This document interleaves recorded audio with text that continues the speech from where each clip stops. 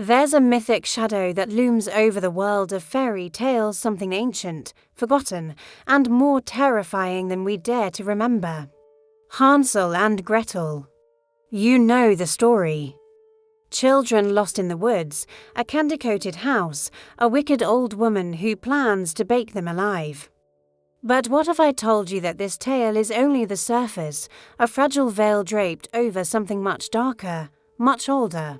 In every village, in every forest, there's a shadow lurking, an old crone whose hearth burns hotter than you could ever imagine, whose eyes gleam with a hunger that reaches back to the dawn of time.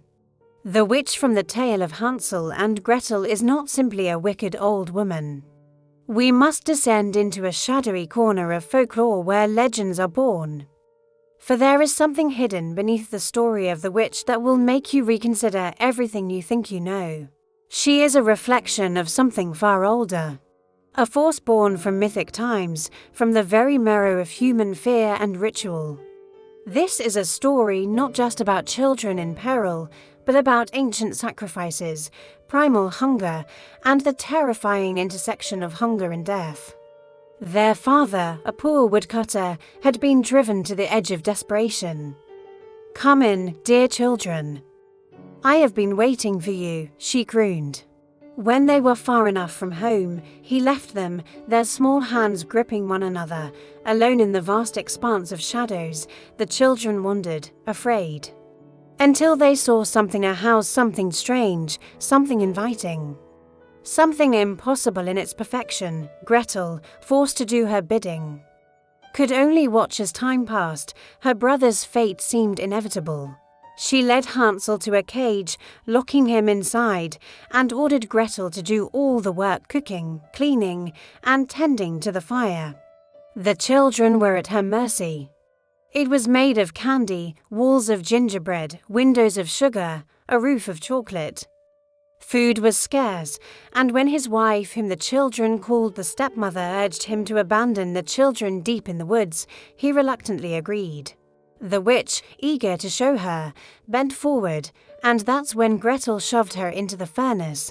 In earlier variations, she was often portrayed as a powerful, terrifying figure who might not have been quite as human as she seemed in some instances. She appeared as a cannibalistic hag, a representation of famine, and the hunger that could drive one to madness. The Grimms, those tireless collectors of folklore, found that the story of Hansel and Gretel existed in various forms across Europe. In the Norse mythos, the old crone is often associated with Hel, the goddess of the underworld, whose domain governs the dead. The witch in the story of Hansel and Gretel, then, could be a manifestation of these ancient forces, a symbol of hunger, death, and the boundary between the living and the dead. To understand her true nature, we need to look beyond these written versions to the rich, oral traditions that predate them. The witch's candy house, so inviting on the outside, is a deception, much like the empty promises of salvation in times of hardship.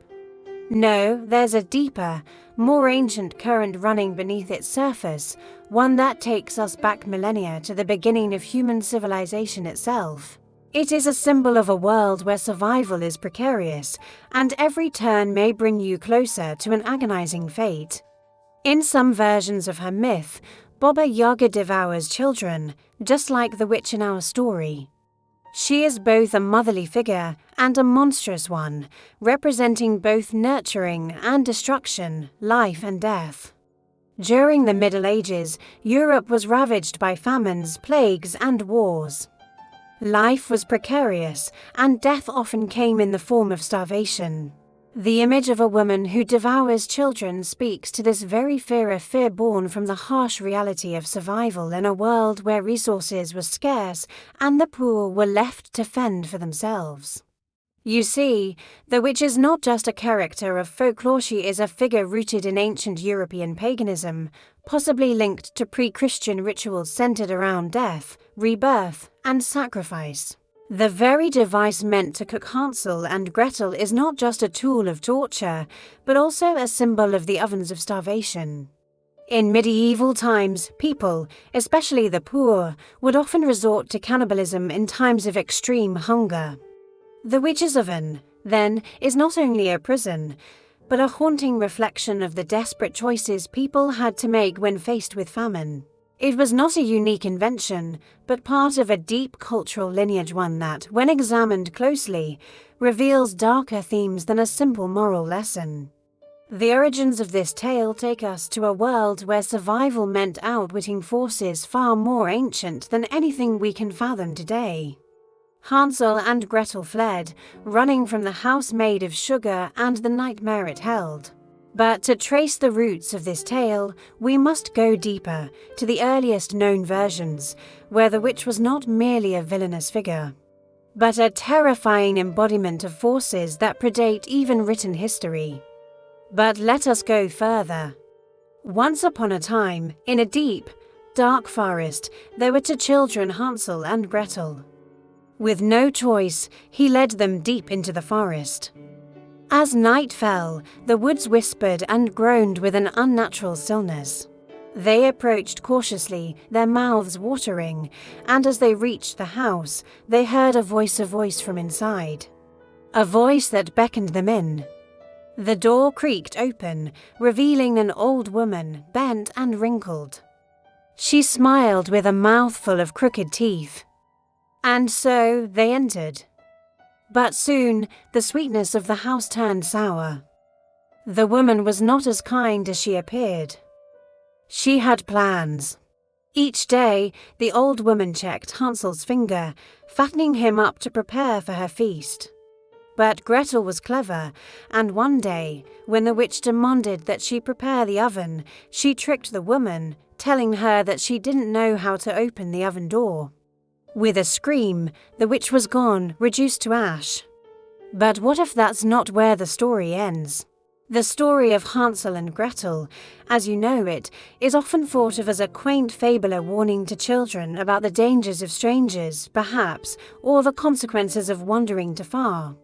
The earliest versions of this tale, recorded in the 19th century by the brothers Grimm, date back to much older traditions. The Grimms themselves noted that the witch wasn't always depicted as the frail, elderly woman we know today. But the origin of the witch's hunger is more ancient still. Take, for example, the figure of Baba Yaga, the infamous witch from Slavic folklore, who also lives deep in the forest, surrounded by bones. Similar figures appear in Celtic and Norse traditions, figures of old women living in the woods with powers tied to the natural world. But the witch also has roots in more specific historical contexts. It is here we find one of the darker truths about the story. The witches of the Grimm brothers, aware of the social unrest and turmoil of their time, wove these grim truths into the fabric of the story. But still there is more. The story of Hansel and Gretel is not simply a tale of starvation or cunning. We have now peeled back the layers of this story, uncovering famine, death, and desperation, but there's something more. Something deeper, something primeval. The witch, the children, the forest, it is about transformation and metamorphosis that takes place both physically and psychologically within the children and within the witch herself. She lives in the forest, the liminal space between life and death, the place where the known world ends and the unknown begins. Forests, in mythology, are not just settings, they are places of transition, where one is tested and transformed. The witch is the guardian of this threshold. For these figures, locked in their deadly dance, represent ancient archetypes that tap into the darkest corners of the human psyche. They all hold symbolism that stretches far beyond their folkloric roles. In some interpretations, the witch's oven could be seen as a metaphor for these sacrificial fires, where the innocent are consumed in order to appease a greater force. But unlike the sacrifice, Hansel and Gretel escape. They survive the ritual of death, overcoming the witch's trap. They transcend it. for she represents something that must be overcome, transformed, and transcended a necessary evil for the children's growth, a challenge that shapes them into something greater than they were when they first entered the forest. And in this defeat, the forest itself, once a dark, threatening space, becomes a place of rebirth. We must turn our attention to something even more profound, the ancient roots of this tale. One that stretches back to the dawn of human civilization. No, the tale is far older, and the witch herself, this crone in the woods, is a living fossil, a remnant of ancient religious practices, long forgotten, but never truly gone. To understand her true significance, we must trace her lineage through the corridors of time, to the Bronze Age, to the very birth of mythology itself. The children are no longer lost. They have survived the trial, emerged from the underworld, and now return to the world of the living.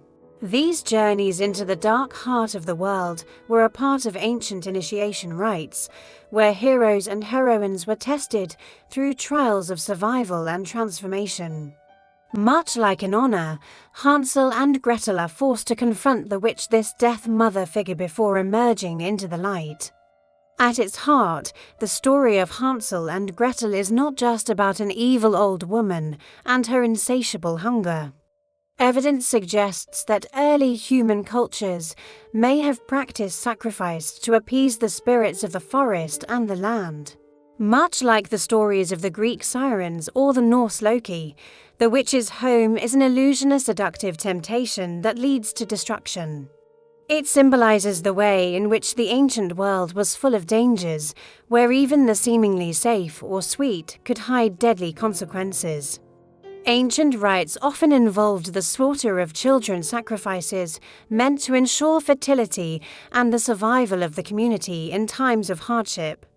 And this duality, this tension between life and death, destruction and creation, is the very essence of what makes the witch in Hansel and Gretel such a powerful symbol.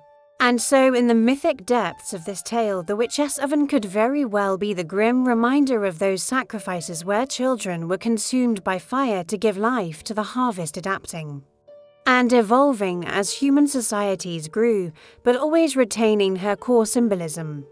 These studies reveal that myths and stories, rather than being simple regional tales, have deep evolutionary roots, often spreading across continents and cultures. The witch, in particular, is a figure that has appeared in countless cultures, suggesting that she represents an archetype, a universal figure that transcends borders and ages. To the crops and to the survival of the people. They are not passive characters in this tale. Hansel and Gretel are survivors, and in many ways, they embody the trickster archetype figures who defy fate through cunning and resourcefulness. Many of these rites took place in sacred groves or forests, spaces where the veil between life and death was thinnest. Forests were not just places to gather resources, they were sacred realms, ruled over by spirits and deities.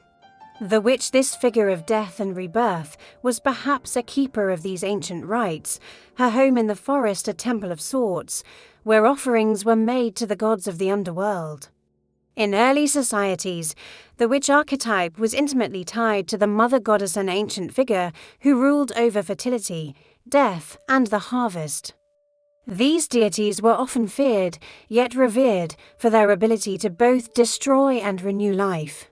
This juxtaposition of fear and reverence mirrors the tension we find in Hansel and Gretel. The witch is monstrous, but her death leads to the children's salvation. The figure of the witch is often seen as a reminder of the darker aspects of nature, those cycles of life that involve decay, destruction, and rebirth. In Sumerian mythology, for instance, we find the story of Inanna descending into the underworld, where she is stripped of her power. Ishtar, for instance, descended into the underworld to confront her sister, Ereshkigal, and was stripped of all her powers. In her descent, she was, symbolically, transformed much like Hansel and Gretel in the witch's house, and left to die, only to be resurrected through cunning and the intervention of others. Similarly, Hansel and Gretel's journey can be viewed as a rite of passage and initiation, where the children face the darkness of the world and emerge stronger. This is significant, for the trickster figure appears in mythologies worldwide, from the Greek Hermes to the Norse Loki. Her candy house, the sweet lure, symbolizes the allure of temptation and invitation into the unknown. This, too, has deep roots in mythology. Think of Eve, tempted by the forbidden fruit in the Garden of Eden, or Persephone, drawn into the underworld by Hades. The witch's house is a gateway, a portal into the unconscious, where the children are forced to confront not only their physical survival, but their psychological growth. The trickster is the one who brings transformation, who overturns the established order. The trickster is the one who escapes death. She is a figure that devours, consuming both children and innocents alike. But what if, in her monstrous hunger, the witch is also a reflection of something older? A manifestation of the Great Mother, in her most terrifying form, the creator and destroyer, giver of life and taker of life. Let us begin with the witch. She is not simply a villain in a fairy tale, but a psychological force, the embodiment of desire, greed, and death. She ruled over the winter months, bringing death to the land with her cold touch, but also nurturing new life with the coming spring. The oven is not just a tool of death, it is a symbol of purification, a crucible. In many ancient cultures, fire was seen as a force of both destruction and renewal. It is the fire that consumes the old in order to make way for the new. The witch in Hansel and Gretel shares many of her characteristics, especially the ability to consume life in order to bring forth a new cycle. In Jungian terms, she could be viewed as a manifestation of the shadow, the darker, repressed aspects of the self. To understand this, we must look to the Celtic goddess Quietus, an ancient figure who was both a creator and destroyer. But perhaps even more significant than the witch herself is the symbolism of the oven, the place where Hansel is to be cooked and where the witch meets her end. Consider the ancient ritual of sacrifice, where fire was often involved in offerings to the gods.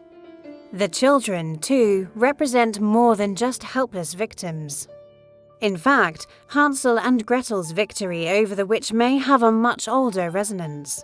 But the witch also serves another symbolic function. She is a guardian of forbidden knowledge. Perhaps this is why the witch must die in the end. The witch, then, is not just an antagonist, but a necessary force of transformation, one that is defeated not through brute strength, but through the ingenuity of the children. Now that we've explored the deeper psychological and symbolic meanings behind the witch and her terrifying oven, Hansel and Gretel's, which is not simply a folkloric figure, a creature of fairy tale whimsy, she is a survivor of a much older mythic tradition. You see, the story of Hansel and Gretel is not confined to the time of the Grimms, nor even to the Middle Ages when famine and plague took hold. We need only look at the roots of Indo-European mythology to begin unearthing these connections. In the ancient civilizations of Mesopotamia and Egypt, goddesses such as Ishtar or Ereshkigal, the queen of the underworld, were depicted as powerful, often frightening figures who controlled both life and death.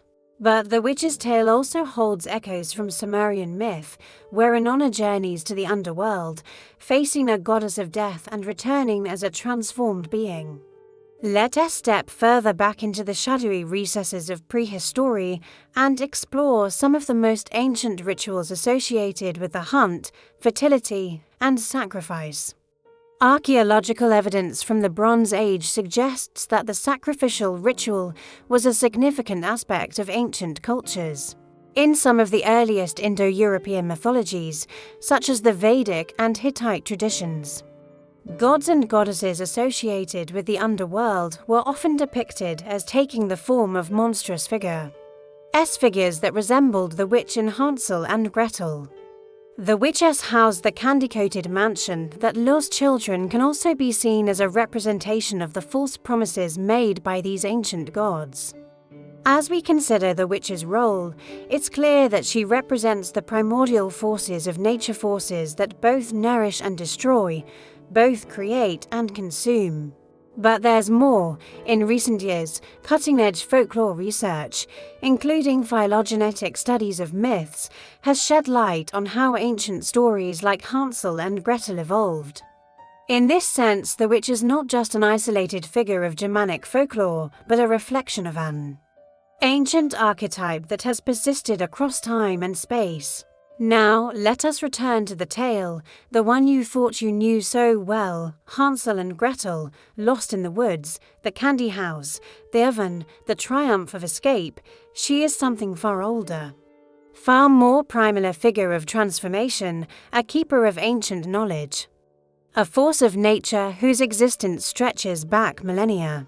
They are survivors, tricksters in the truest sense, who must face the darkness, the uncertainty of the world, and overcome it. The forest, once a place of terror, becomes a space of renewal for them. They leave behind the witch's candy house, her sweet illusion, and return to the world as transformed beings.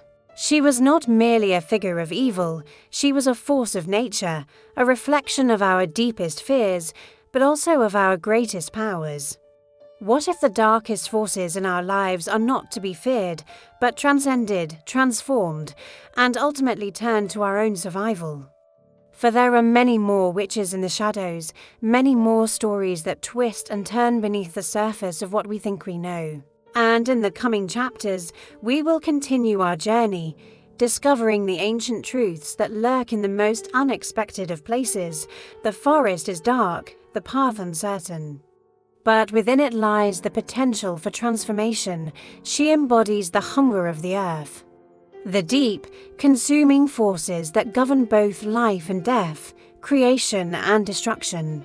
Her oven, a symbol of both the death and purification, is a reminder that survival in this world often comes at a steep price. We see it as a simple story of survival, of children overcoming danger and outwitting a wicked witch, but having journeyed through the dark woods of this myth, we must now view the tale in a new light. It is about the human condition, about how we, like these children, must confront our own fears, our own shadows, and emerge from the fire stronger, more aware, and more capable of surviving the dangers that lie ahead. The witch is not merely an old woman who desires to eat children, but Hansel and Gretel are not simply victims of her machinations. This ancient tale, clothed in the trappings of a children's story, is not just about the simple victory of good over evil. The witch, then, is not defeated by the children's cleverness alone, but by something far deeper, by our ancient human ability to confront the darkness and transform it. The tale speaks to the resilience of the human spirit, to our ability to survive against impossible odds. But it also speaks to something much older, something more universal, about the cyclical nature of life and death, of destruction and rebirth, and the ancient forces that guide us through the darkness. As you leave this tale behind, remember the witch's final words, the ones that echoed through the forest as the flames consumed. And so we end with this thought: what if the witch wasn't just an enemy to be defeated, but a guide to be understood? As we close this chapter, let us tease the next. The journey, it seems, has only just begun.